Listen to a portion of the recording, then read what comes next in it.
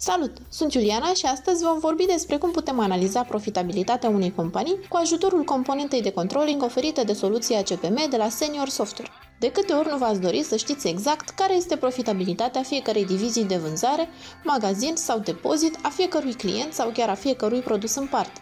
Soluția CPM vă permite să creați modele sofisticate de alocare a costurilor și a veniturilor și să generați cu ușurință rapoarte detaliate privind profitabilitatea companiei, fără cunoștințe de programare. Odată definite centrele de profit, nu vă rămâne decât să alocați veniturile și cheltuielile aferente acestora. Pe cele înregistrate de către fiecare centru le veți repartiza în mod direct, iar pe cele generale, înregistrate la nivel de companie, le veți aloca pe baza unor criterii de repartizare prestabilite.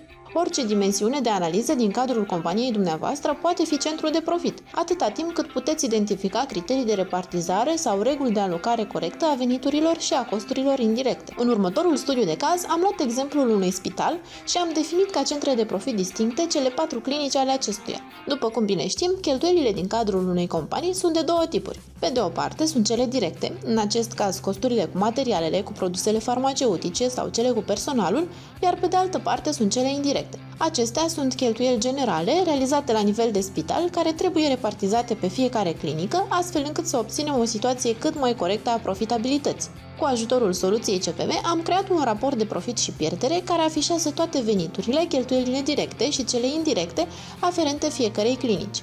Dacă în cazul veniturilor și a costurilor directe lucrurile sunt clare pentru că sunt realizate și înregistrate la nivel de clinică și nu necesită realocare, cele indirecte fiind înregistrate la nivel de spital, trebuie alocate conform unor indicatori operaționali care vor fi criterii de repartizare. Pentru a afla acești indicatori vom merge în secțiunea de management operațional. Aceasta, pe lângă faptul că ne ajută să monitorizăm indicatorii operaționali, ne va oferi și o serie de informații utile pentru analiza profitabilității clinicilor.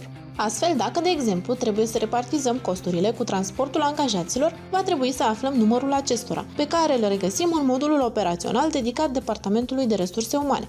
În cadrul acestui dashboard interactiv, putem vedea atât numărul angajaților, cât și costurile aferente pe fiecare clinică, secție sau funcție, atât cele din anul curent, cât și cele din anul anterior. Tot aici sunt afișate, prin intermediul acestor 4 grafice, costurile aferente fiecarei clinici, ordonate descrescător în funcție de secție. În dreapta avem și un grafic cu numărul de angajați din fiecare clinică și unul în care am comparat costurile cu personalul din anul curent cu cele din anul anterior. Mai departe, dacă trebuie să repartizăm costurile cu întreținerea paturilor, trebuie să știm numărul acestora, un indicator pe care îl regăsim în această aplicație. Tot de aici putem să aflăm și alte informații extrem de utile, precum gradul de ocupare a paturilor sau zilele de spitalizare aferente fiecărui pat. Mai mult decât atât, putem concluziona și că în clinica de interne s-a înregistrat cel mai mare grad de ocupare a paturilor. Următoarea aplicație ne permite să analizăm achizițiile realizate în cadrul spitalului. Pe acestea le vom putea vedea defalcate pe fiecare clinică și secție. De asemenea, avem și o situație a valorii stocurilor pe fiecare locație, iar în graficul din dreapta este redată valoarea achizițiilor prin dimensiunea bulinelor. Astfel, putem vedea rapid unde a fost făcută cea mai mare achiziție. Mai departe, în această aplicație regăsim toate intervențiile aferente pacienților. Indicatorii de aici ne ajută să repartizăm anumite costuri legate de îngrijirea sau tratamentul pacienților, pornind de la timpul petrecut de aceștia în fiecare clinică.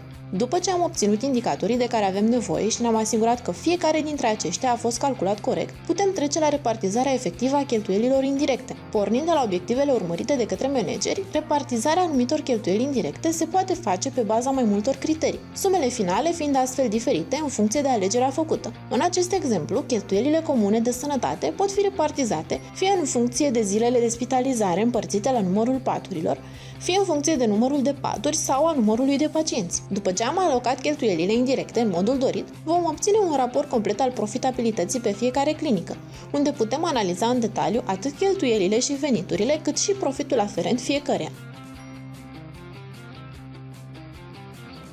De-a lungul timpului, în lipsa unor instrumente specializate, controllingul a devenit arta manipulării fișierelor Excel și a realizării rapoartelor. Astfel, pentru a realiza o analiză a profitabilității ca cea prezentată, controllerul trebuie să aloce 80-90% din timp pentru obținerea informațiilor și realizarea rapoartelor și doar 10% pentru interpretarea acestor date. Cu soluția CPM veți reuși să inversați proporția și să petreceți 10% din timp cu obținerea unui astfel de raport de profit și pierdere și 90% cu modelarea scenariilor, îmbunătățirea proceselor și dezvoltarea afacerii. Vă mulțumesc pentru atenție, iar pentru mai multe detalii ne puteți contacta pe seniorsoftware.ro.